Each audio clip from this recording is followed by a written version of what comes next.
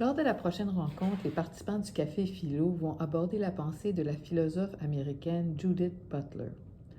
Ce prof de l'Université de Berkeley en Californie est connu internationalement pour ses réflexions sur le genre. Ses recherches ont suscité des réactions à travers le monde.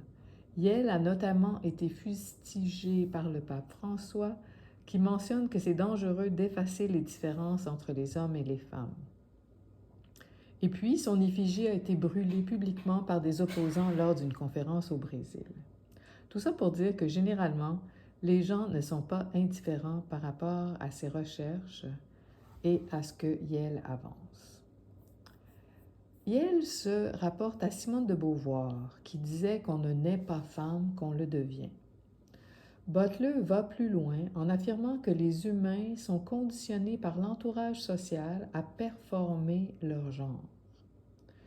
Yale estime qu'au-delà du sexe à la naissance, qui est basé sur des considérations physiques et biologiques, il y a le genre qui, lui, est influencé par des normes culturelles et sociales qui définissent des rôles et des comportements typiquement féminins et masculins. Butler explique que l'identité de genre n'est pas binaire et n'est pas statique au cours d'une vie. Yale prône la liberté des corps et des orientations sexuelles sans discrimination et compare la lutte LGBTQ+, aux luttes passées des afro-descendants et des féministes. Les livres qui l'ont fait connaître dans les années 90 sont Le trouble avec le genre et Ces corps qui comptent. Son œuvre compte plus de 20 livres qui ont été traduits dans plus de 25 langues. Les discussions lors de la prochaine rencontre pourront porter sur des questions comme qu'est-ce que c'est que d'être une femme ou un homme sous l'angle du genre? Est-ce que le sexe à la naissance définit qui nous sommes?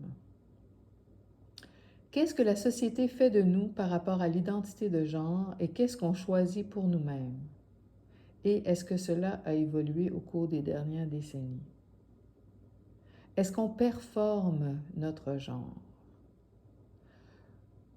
Peut-on être critique par rapport à la normalité hétérosexuelle? Est-ce que la réalité a changé depuis que les personnes LGBTQ+ vivent leur vie plus ouvertement? Et finalement, est-ce que la question des droits des gays et des trans nous dérange? Et si oui, pourquoi?